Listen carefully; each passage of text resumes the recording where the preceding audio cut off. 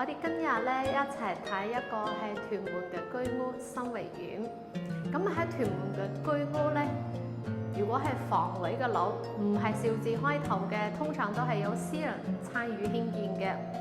咁新維苑咧係唯一一個冇私人參與興建嘅房委樓，但係唔係邵字開頭嘅。佢係用咗當時坐落嘅位置係新維仔咁樣起咗呢個屋苑嘅名。咁新維苑咧一共就有6座，有2100個單位。佢自己都會有一個停車場，提供185個車位俾住戶使用嘅。每一層有10個單位，咁啊有2個單位係645尺嘅3房1廁，另外4個單位咧係呢個即嘅544尺實用嘅3房1廁，仲有4個咧係2房。咁我哋一齊嚟參觀一下。一入門口左手邊係一個廚房，咁呢個廚房咧就裝晒櫥櫃。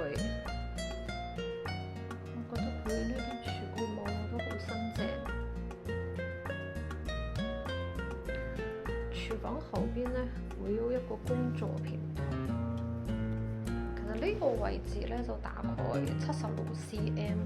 咁呢度牆咧就1.7米，呢個位置通常都係晾下衫啊，擺下洗衣機咁樣。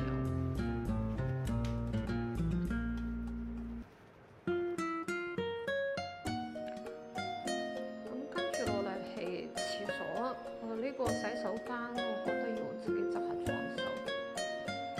呢棟廚房好似唔係一個風格，呢個可能廚房要執過。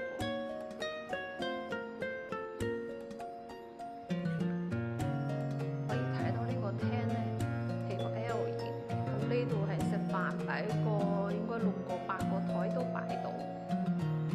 呢邊通常都係睇電視。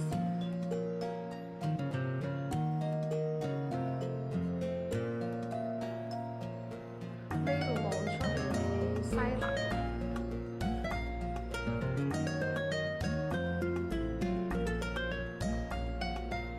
呢個睡房就業主冇裝冷氣。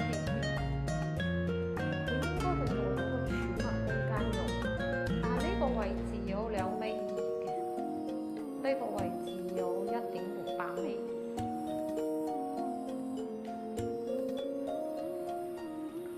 第2個睡房呢個揀過擺個細嘅雙人床頭擺到，不過呢度2.2米啦。呢個位置1.3米。個間架就係四隻冇橫梁冇柱位。容易擺嘢嘅，睇下個主人，睇下呢個主人房就都幾闊落嘅，擺床雙人